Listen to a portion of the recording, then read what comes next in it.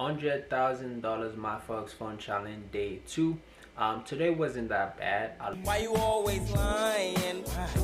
Oh my god, stop being lying.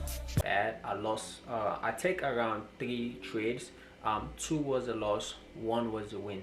Because of my risk ratio reward, I was saved today. That's why you guys have to use a high risk ratio reward, because you can lose 3 trades and win 1 trade, which is like 1 to 3, and you can be back to break even. But if you have a bad risk ratio reward, you're aiming for 1 to 1 all the time, because I've seen a lot of traders who trade just 1 to 1. You cannot do that full time. If you want to do 1 to 1, you have to be like you have to have a big capital to do 1 to 1, right?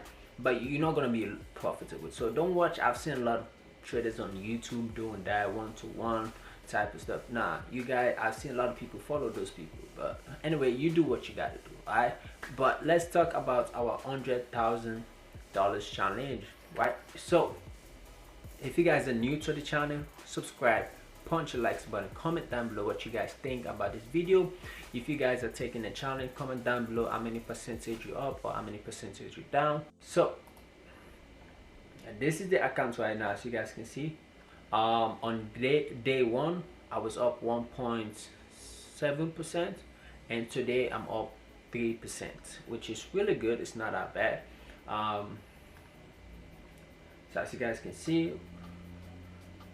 these are all the trades we actually take. So the first trades I take was on Euro JPY, which was a $600 loss, which is around 0.5%, 0.6%. The reason why I did not risk 1% was because I did not trust the trade, because I understand how Euro JPY move. Euro JPY, GJ, those are pair that does not usually just give you profits like that. They will try to play with you first, right? Hit your stop loss, take everybody out, you know, then decide to come down, and they probably think about it, be like, wait a minute, should I go down? These are pair that like to consolidate, so I understand them. I was like, you know what, EJ was going bullish, right, since yesterday. So the way I seen it, I've seen it multiple times, that it will go to a specific resistance, then if you go there, it will act like it start dropping, then traders will enter, then it will go back up, take everybody out. So I entered because it was a good trade, but I did not trust the trade. I risked around 0.5%.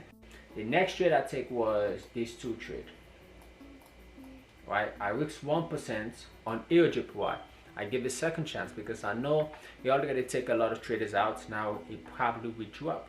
So I enter, I put a really good stop loss on it, because sometimes I tighten my stop loss because it's New York section, a lot of volume. But this time around, I used my stop loss, and I was like, you know what? I understand EJ. EJ like to consolidate. It's a pair, like I said before. EJ, GJ, those are pair that like to consolidate a lot. So I put a good amount of stop loss, and you know, market finally was dropped. It takes some time, then it consolidates. Like I said before, it consolidates, then it dropped. The next trade I take was a gold trade. I was up around 4%. I don't know why I take this trade.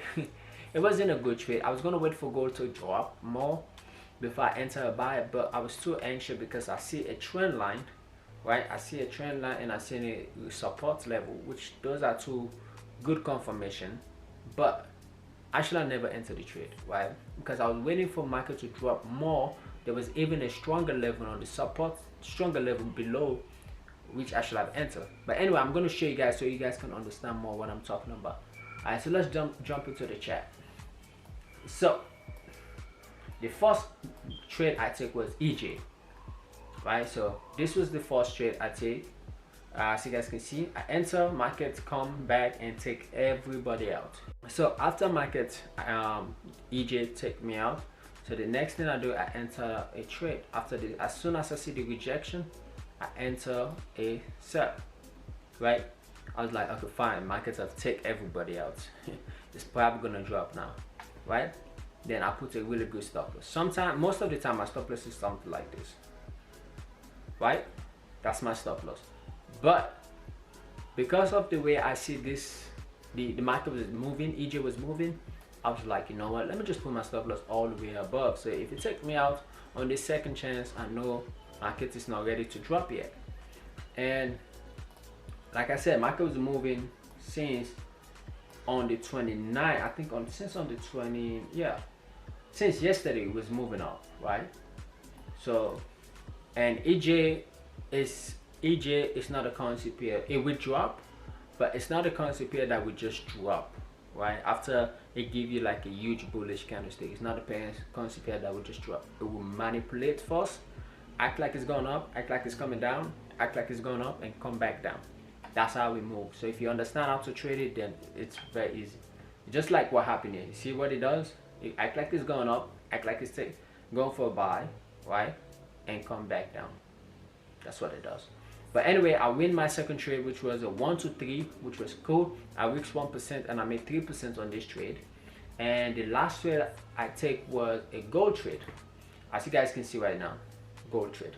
I entered this trade because I saw, let me see, there was a trend line. But you see what gold is doing? Gold is just basically consolidating for a very long time.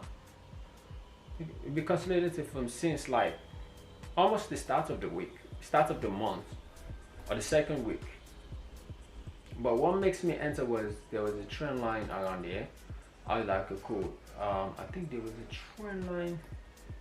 Yeah, there was a trend line somewhere around here, right? So I have the trend line, one confirmation, and another confirmation was there was a support level. So what happened when I jump into the 5 minutes, I see market already respect this trend line, right? Let me just go back so I can show you guys what I see. Right, so market was something like that. So if we go to the 1 hour again, and this trend line was something like this, right? I was like, okay, cool. Market does reject the trend line, reject the support. I said that's good. It closed. So all I was waiting for, right? So I was not waiting for anything. I just basically entered. After this rejection, the only thing I need, the confirmation I need, I just need that market was gonna go up. So as market start pushing up, I enter right away, and guess what happened? Market act like it's going up, then it actually take me out, you know.